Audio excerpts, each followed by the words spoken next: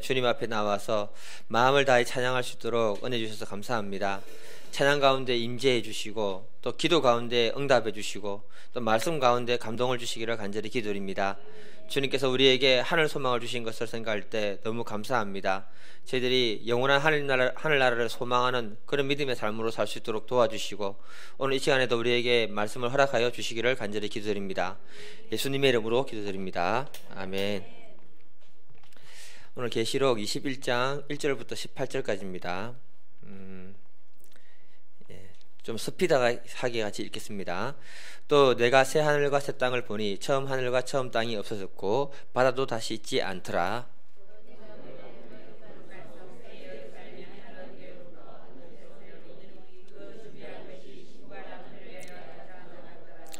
내가 들으니 보좌에서 큰 음성이 나서 이르되 보라, 하나님의 장막이 사람들과 함께 있음에 하나님이 그들과 함께 계시리니 그들은 하나님의 백성이 되고 하나님은 친히 그들과 함께 계셨어.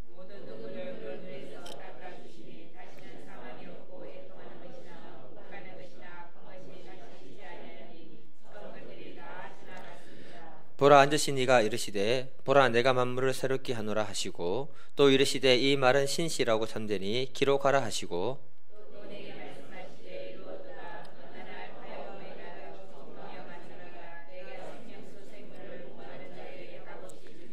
이기는 자는 이들을 상속으로 받으리라. 나는 그의 하나님이 되고 그는 네 아들이 되리라.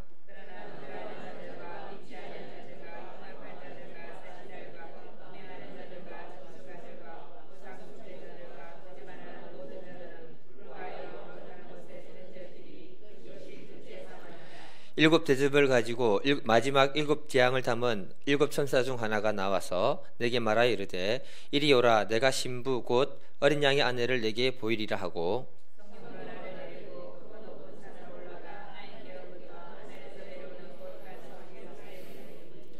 하나님의 영광이 있어 그 성의 빛이 지극히 귀한 보석 같고 벽옥과 수정같이 맑더라.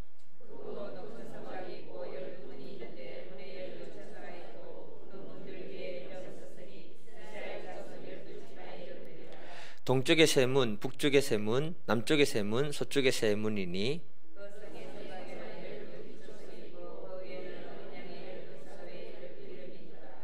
내게 말하는 자가 그 성과 그 문들과 성곽을 청량하고 금갈대 자를 가졌더라.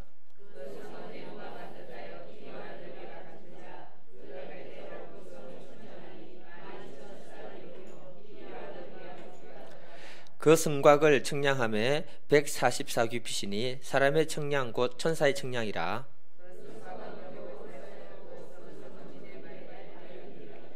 아멘.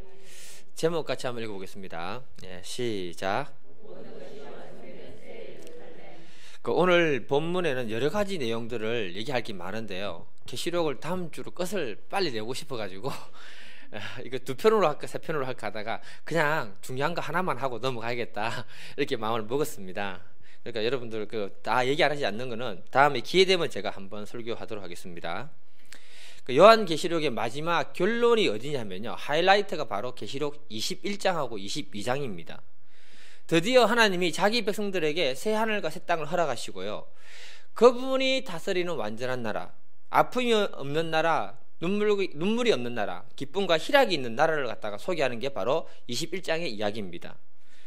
그래서 사실은 오늘 급하게 읽었지만 찬찬히 이 계시록을 오늘 본문을 읽을 때 우리 마음에 읽기만 해도 감동이 밀려와야 되는 거예요. 저는 정말 읽다가 감동이 있게 밀려왔었거든요. 우리 믿음의 사람들에게 정말 소중한 것은 뭐냐 하면 영원한 하늘나라라는 것입니다. 흔들리지 않는 나라, 변함이 없는 나라. 우리의 현실이 아무리 고달프고 어렵고 힘들지라도 하늘 소망이 있는 사람은 이 모든 어려움들을 넉넉히 다 이기는 것이 믿음이라고 말해주고 있는 것입니다. 오늘은요, 모든 것이 완성된 하나님의 나라에 대해서 두 가지 관점에서 보고 말씀을 전달하도록 하겠습니다. 첫 번째는 뭐냐? 완성된 하나님의 나라입니다. 같이 소제목 읽어볼게요. 시작. 우리가 성경을 자세히 보게 되면은 창세기를 기록하고 마지막에 계시록을 기록해 두었습니다. 그래서 시작과 끝이 창세기와 계시록으로 끝나게 되는데, 만일에 성경에 계시록이 없었다면 저는 이 성경은 미완성된 성경 또는 불완전한 성경이란 말씀이라고 저는 이렇게 말하고 싶습니다. 그런데 계시록을 기록해 두심으로 해서 우리들에게 완성된 하나님의 나라, 영원한 하나님의 나라를 갖다가 우리에게 소개해 주고 있다는 거예요. 예수님은 이 땅에 오셔가지고 사역을 시작하면서 첫 번째 했던 말이 뭐냐? 마가복음 1장 15절에 보면 때가 찼고 하나님 나라가 가까이에 왔으니 회개하고 복음을 믿으라 하면서 하나님의 나라에 대한 선포를 시작했습니다. 무슨 말이냐면 주님이 우리에게 주기를 정말 원했던 것이 뭐다? 하나님의 나라를 주기를 원했던 것이 예수님의 마음이라는 거죠. 이렇게 선포된 하나님의 나라가 계시록에 와서 완전히 완성되는 것을 갖다가 오늘 본문에서 소개하는 겁니다. 그 하나님 나라가 어떤 나라냐? 1절하고 2절 같이 읽겠습니다. 1절하고 2절 시작. 또 내가 새 하늘과 새 땅을 보니 처음 하늘과 처음 땅이 없어졌고 바다도 다시 있지 않더라. 또 내가 봄에 거룩한 성 새 예루살렘이 하늘님께로부터 하늘에서 내려오니 그 준비한 것이 신부가 남편을 위하여 단장한 것 같더라. 굉장히 아름답게 단장된 하나님의 나라가 우리들에게 주어진다라고 얘기하면서 15절 이후부터 보면 하늘나라의 아름다운 가정 보속에 대한 얘기를 하거든요. 그런 얘기는 하지 않겠습니다. 지금 이 시대가 물질 만능주의 시대이기 때문에 천국보다 더 좋은 것들이 우리 집에 다 있습니다. 그래서 그 얘기는 하지 않고요. 여기서 얘기하고자 하는 게 뭐냐면 주제 중에 하나님의 나라에 대해서 우리가 같이 한번 보겠는데요. 하나님은 처음부터 자신의 피조물들에게 주고 싶었던 것이 뭐냐면 하나님의 나라였다는 겁니다. 처음 시작을 창세기에 시작할 때 하나님이 주신 게 뭡니까? 에덴 동산을 주셨잖아요. 그 에덴 동산이 하나님이 태초에 사람에게 주신 하나님의 나라였다는 사실을 알아야 됩니다. 그 하나님의 나라를 줬으면 그 하나님 나라의 통치자가 누구입니까?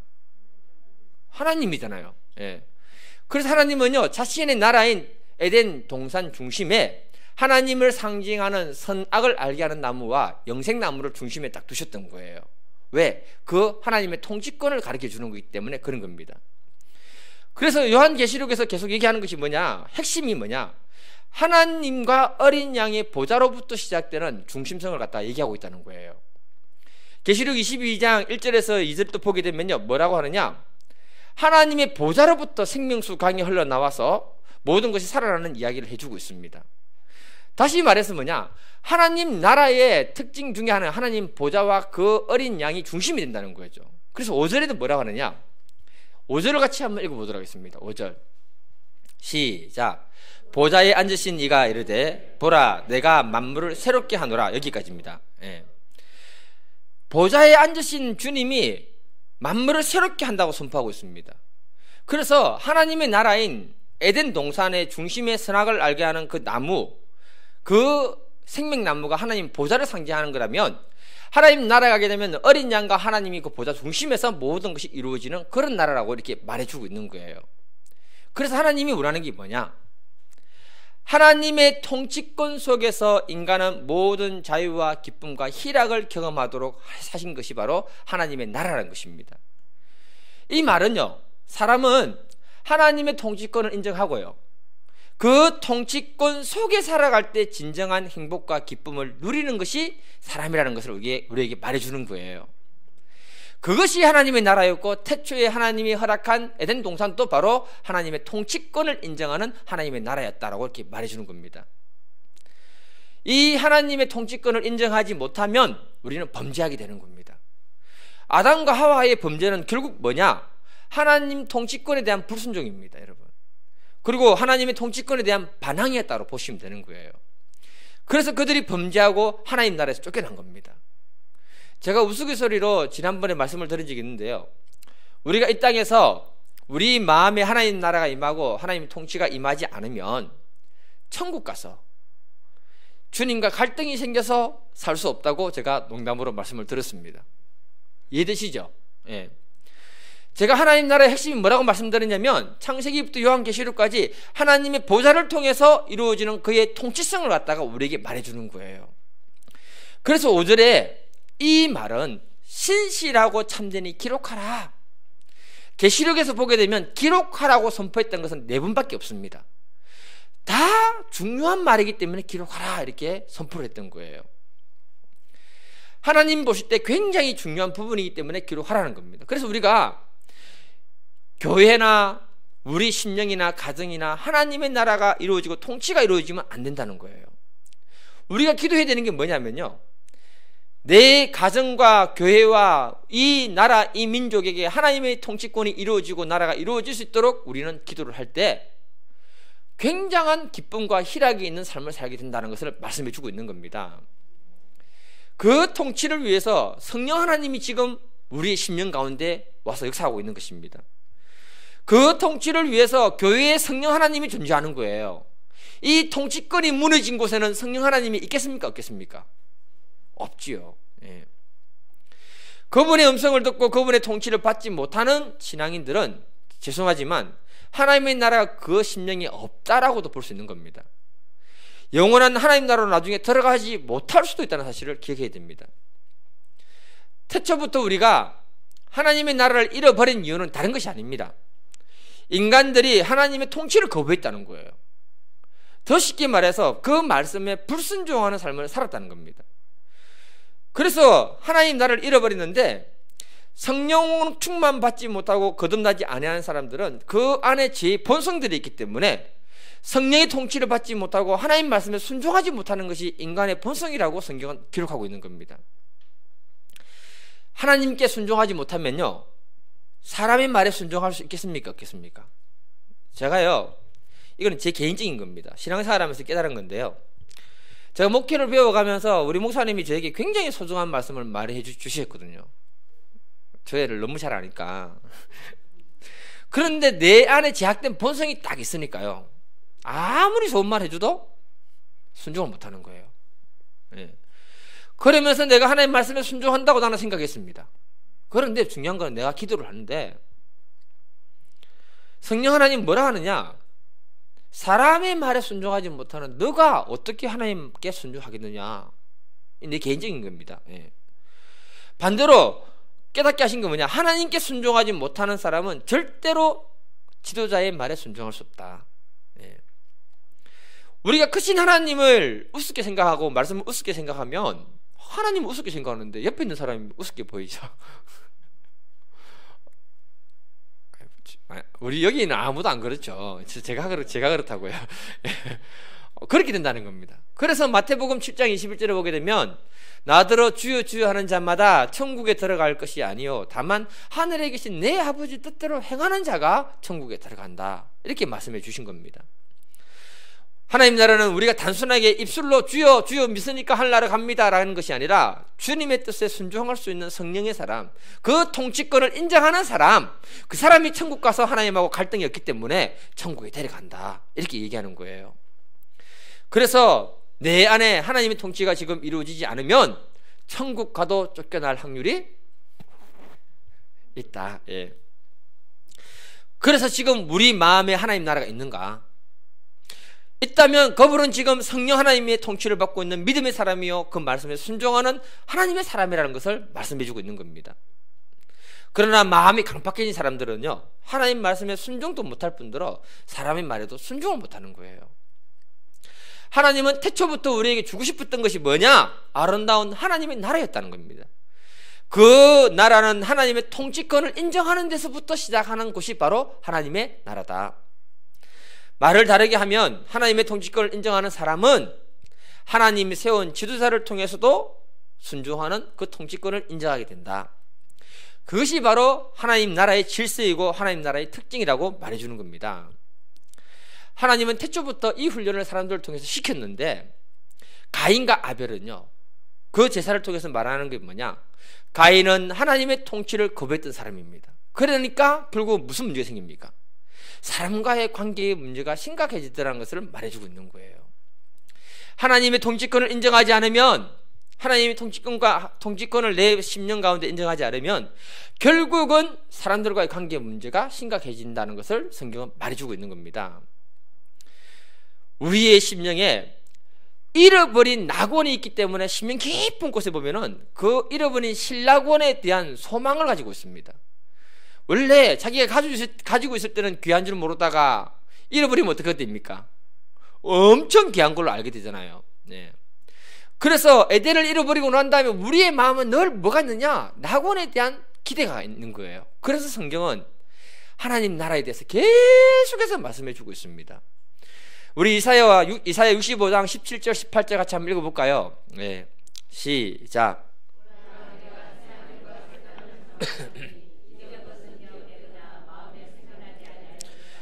너희는 내가 창조하는 것으로 말미암아 영원히 기뻐하며 즐거워할지니라. 보라, 내가 예루살렘을 즐거운 성으로 창조하며 기쁨으로 삼고. 여기 보면 예루살렘을 즐거운 성으로 창조하며 그 백성을 기쁨으로 삼고라는 말을 쉬운 성경을 보면 이렇게 번역해 놨습니다. 내가 예루살렘을 기쁨이 가득 찬 도성으로 창조하고 그 주민이 행복을 누리는 백성으로 창조하겠다, 이렇게 말했습니다. 그러니까 하나님은 창세기 때부터 이사야 선지자부터 요한계시록에 이르기까지 우리에게 주고 싶은 하늘나라는, 하나님의 나라는 뭐다? 가장 좋고 가장 아름다운 것, 기쁨이 충만한 그 나라를 주님이 주기를 원하는 것이 하나님의 마음이었다는 거죠. 중요한 건 우리가 범죄하기 때문에 그 죄 때문에 하늘나라를 누릴 수 없는 것이고, 더 중요한 것은 죄악된 인간의 본성은 하늘 아버지의 마음을 알지 못한다고 성경은 말하고 있는 겁니다.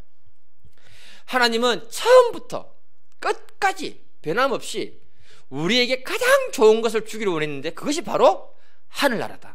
네. 그래서 주님이 사역을 시작하면서 때가 찼고 하나님 나라 가까웠으니 회개하고 복음을 믿으라 하면서 하나님 나라를 선포해 주신 겁니다.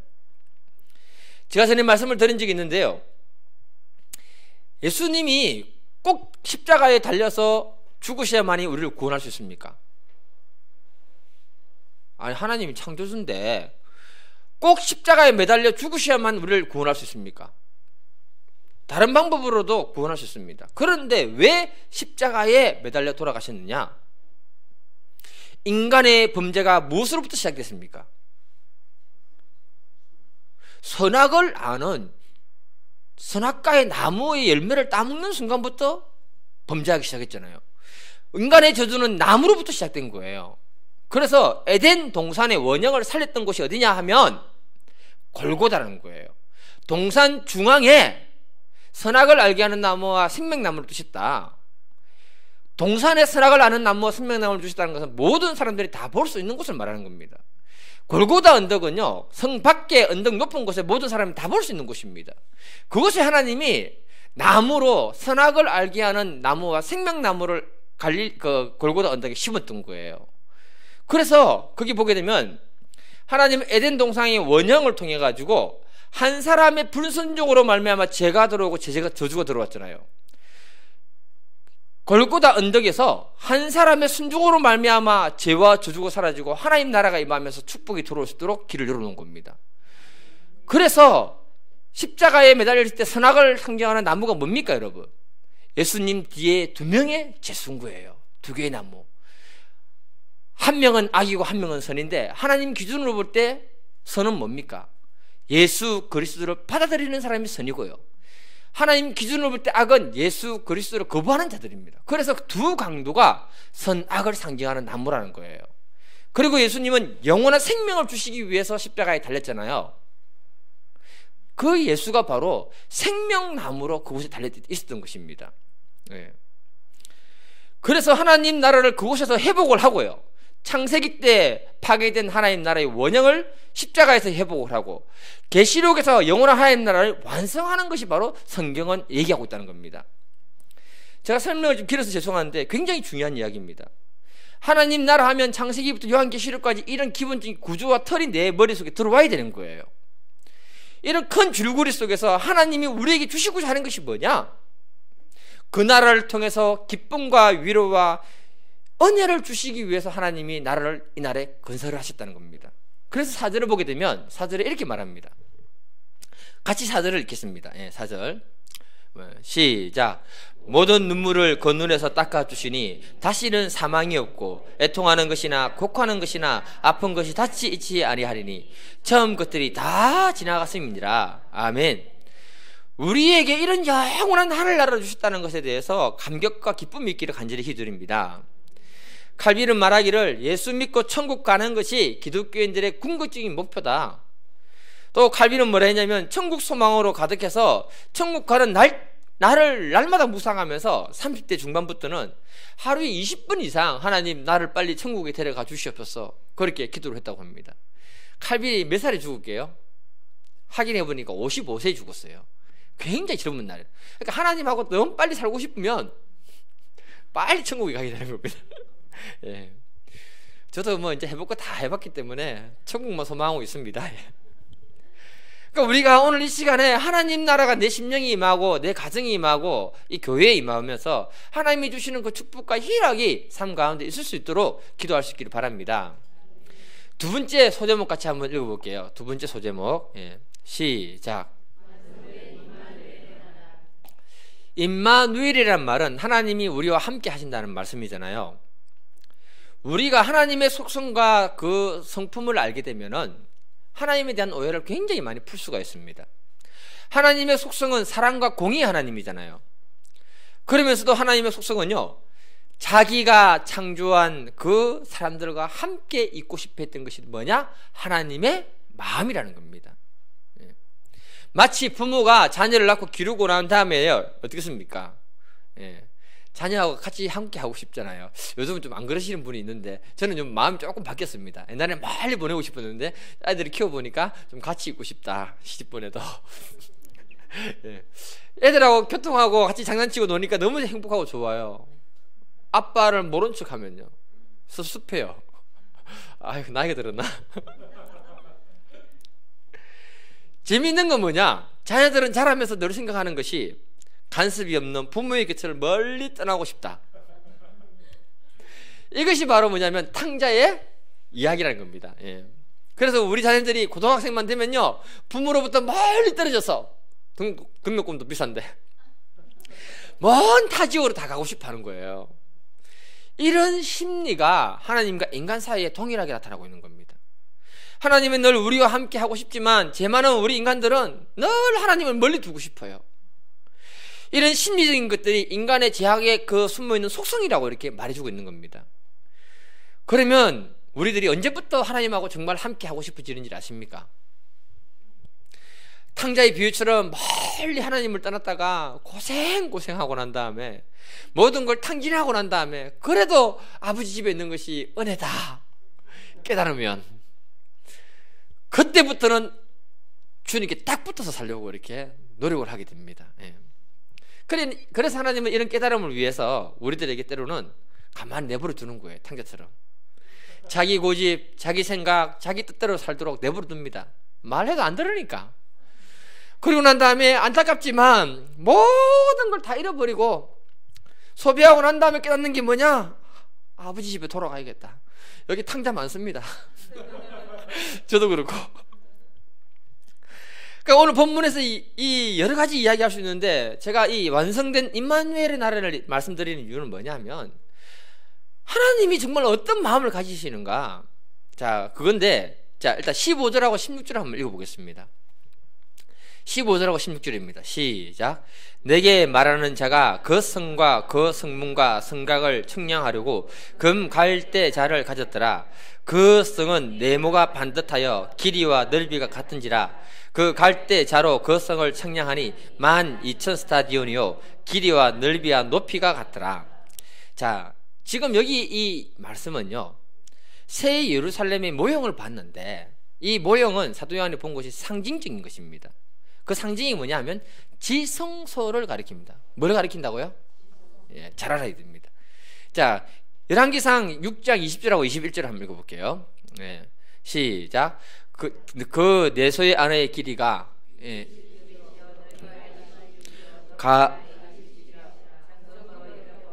백향목 제단에 입혔더라. 솔로몬이 금으로 외소 안에 입히고 내소 앞에 금사슬로 건너지르고 내소를 금으로 입히고 온 성전을 금으로 입히기를 마치고 내소에 속한 제단의 전부를 금으로 입혔더라. 자, 이 내소는 지성소를 가리키고 외소는 성소를 가리키는데요. 전에 저희들이 성막을 같이 공부했었잖아요. 성막의 겉은 보잘것없지만 안에 들어가면 전부 뭐다? 금으로 되어 있다. 예. 그래서 이 요한계시록에 나타나는 하나님 나라 새 예루살렘은요, 그 성막은요 가로 세로 높이가 똑같아. 성막을 보면 가로 세로 높이, 지금 방금 솔로몬 성전도 가로 세로 높이가 똑같다는 걸 얘기했습니다. 네. 그래서 그리고 18절을 보게 되면요, 계시록에서는 뭐라고 하느냐, 그 외부 성곽은 벽옥으로 되어 있고 내부 성은 증금으로 되었는데 맑은 유리와 같은 증금으로 되어 있더라. 외부 성곽은 벽옥, 그냥 어떻게 보면 하얀색 옥으로 되어 있는 하나님의 성이지만 안으로 들어가니까 전부 금으로 되어 있더라. 지성소하고 똑같은 거예요. 크기도 똑같고 높이도 똑같고 지성소하고 똑같은 개념을 얘기하고 있습니다. 왜 이 얘기를 하느냐, 하나님이 사람하고 제한 없이 마음껏 함께하는 곳이 바로 천국이라는 거예요. 하늘나라 가면은 성전이 있겠습니까? 없겠습니까? 제가 다 안 다루는데 하늘나라에는 성전이 없습니다. 하늘나라는요 하나님 자체가 성전이고요, 그 같이 살고 있는 그 안이 지성소라는 거예요. 구약에서 하나님이 사람과 만나기 위해서 성소와 지성소를 나눴잖아요. 이렇게 하신 이유는 하나님은 거룩하고 우리는 죄가 많으니까 하나님과 만날 수가 없는 거죠. 그러면 어떻게 된다? 죽어요. 그래도 하나님이 그 백성과 함께하고 싶어서 이스라엘 12지파 중심에 성막을 세우고 그 주위로 이스라엘 백성들이 함께 하도록 이렇게 했습니다. 하나님이 그 백성과 함께 하고 싶다는 거죠. 그런데 문제는 죄가 있으니까 하나님과 더 가까이질 수 없으니까 하나님이 생각한 것이 뭐냐, 십자가에서 예수를 통해서 그 죄 문제를 해결하는 것이 하나님의 마음이었다는 거죠. 그래서 어떻게 하든지 가까워지기 위해서 예수님이 십자가에 못 박혀 돌아가실 때 인간의 죄 문제를 단번에 해결합니다. 그때 무슨 사건이 터집니까? 성전에서 휘장이 갈라져 버리잖아요. 휘장이 갈라졌다는 말은 이제는 더 이상 사람과 인간이 하나님과 인간이 만나는데 어떤 제한이 아무것도 없다. 주의 보혈만 의지하면 얼마든지 하나님을 만날 수 있는 길을 열어놓았다, 이 얘기를 하는 거예요. 하나님이 정말 우리와 함께 하고 싶어서 그런 일을 하신 거예요. 그래서 21장 3절을 읽어보면요, 같이 읽겠습니다. 21장 3절. 예. 시작. 내가 들으니 보좌에서 큰 음성이 나서 이르되 보라, 하나님의 장막이 사람들과 함께 있으며 하나님이 그들과 함께 계시리니 그들은 하나님의 백성이 되고 하나님은 친히 그들과 함께 계시셔서. 여기서 함께라는 말이 몇 번 나옵니까? 한 장 걸리네요. 3번 나오면 3번. 예. 얼마나 함께 하고 싶었으면 저 한 구절에 함께라는 말을 3번이나 얘기하고 있습니다. 그러니까 태초부터 지금 계시록까지 하나님의 관심은 우리들이고 우리와 함께 하고 싶은 것이 하나님 아버지의 마음이라는 것을 우리에게 전달하고 있는 거예요. 왜 하나님은요 우리와 함께 하기를 이렇게 원했을까요? 그 궁극적인 이유가 뭐냐 하면은, 하나님이 그 백성과 함께 살면서 축복해주고 그 백성의 모든 어려움을 덜어주기 위해서 하나님은 함께 하고 싶어 했다. 그래서 여러분 구약 성경을 한번 보세요. 우리가 그 야곱을 주일날 설교 들었잖아요. 욕심 많은 야곱이 말도 안 되는 짓을 하는데 하나님 축복합니다. 우리 과학적으로 생각해 보세요.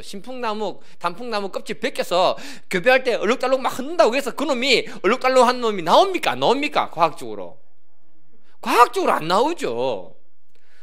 말이 안 됩니다. 그런데 하나님은 그가 마음에 원하는 대로 얼룩달룩한 양을 다 주셨습니다. 왜요? 하나님이 야곱과 함께 하겠다고 약속했거든요. 함께라는 그 단어 속에 축복이라는 말이 그 안에 들어있었다는 겁니다. 예. 그래서 그가 복을 받았다. 노예로 팔려간 요셉도 범사의 형통함을 갖다가 덧입었다라고 이렇게 말하고 있습니다. 창세기 39장 2, 3절 같이 읽겠습니다. 네, 시작. 여호와께서 요셉과 함께 하심으로 그가 형통한 자가 되어 그의 주인 애굽 사람의 집에 있으니 그의 주인이 여호와께서 그와 함께 하심을 보며 또 여호와께서 그의 범사에 형통하게 하심을 보았더라. 하나님이 요셉과 함께 했다는 그 말은 형통의 복이 흘렀다 이렇게 얘기해 주고 있는 거예요. 성경을 보면 모세가 80세에 부름받습니다. 하나님이 너와 함께 하겠다 했을 때 성경의 기적 중에 가장 많은 기적을 하나님이 모세를 통해서 일으켰습니다. 예. 모세 다음에 여호수아가 그 백성을 이끌고 갈 때 마음에 두려움이 밀려왔습니다. 그러니까 하나님 뭐라고 하느냐, 내 평생에 너를 대적할 자가 없으리니 내가 모세와 함께 있었던 것처럼 너와 함께 하겠다. 그 하나님이 함께 해주실 때 여호수아가 담대하게 그 가나안 땅을 점령했는데 뭐라고 하느냐?